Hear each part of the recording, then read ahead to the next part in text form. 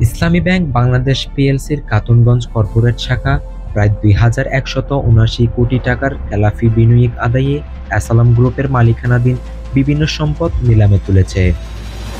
চট্টগ্রামের স্থানীয় একটি পত্রিকায় প্রকাশিত বিজ্ঞপ্তিতে বলা হয়, নিলামে তোলা হয়েছে এসালাম কোল্ড রোল্ড স্টিল লিমিটেড, এসালাম পাওয়ার জেনারেশন লিমিটেড ও এসালাম ভেজিটেবল অয়েল লিমিটেডের ১,১৪৯ জমি, স্টিল মিল, বিদ্যুৎ কেন্দ্র ও তেল কারখানা সহ বিভিন্ন স্থাপনা।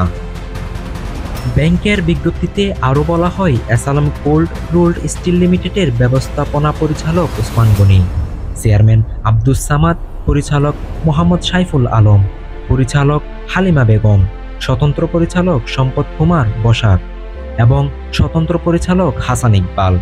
এসালাম পাওয়ার জেনারেশন লিমিটেডের ব্যবস্থাপনা পরিচালক মোহাম্মদ শহীদুল আলম, চেয়ারম্যান তৌহিদুল আলম, পরিচালক মোহাম্মদ আবদুল্লাহ হাসান এবং পরিচালক একলাসুর রহমান সহ আরও কয়েকজনের বিরুদ্ধে এই বকেয়া রয়েছে। চলতি ২০২৫ সালের ২০ এপ্রিল পর্যন্ত এসালাম গ্রুপের উপর ইসলামী ব্যাংকের বকেয়া বিনিয়োগ দাঁড়িয়েছে ২,১৭৯ কোটি ৯৫,২০,০০০ টাকা। এর সাথে ক্ষতিপূরণ এবং অন্যান্য ব্যয়ও যুক্ত রয়েছে। এই বকেয়া আদায়ের লক্ষ্যে অর্থঋণ আদালত আইন ২০০৩ এর ১২(৩) নং ধারা অনুযায়ী বন্ধকি সম্পত্তি নিলামে বিক্রির উদ্যোগ নিয়েছে ব্যাংকটি। এই লক্ষ্যে আগ্রহী ক্রেতাদের কাছ থেকে দরপত্র আহ্বান করা হয়েছে।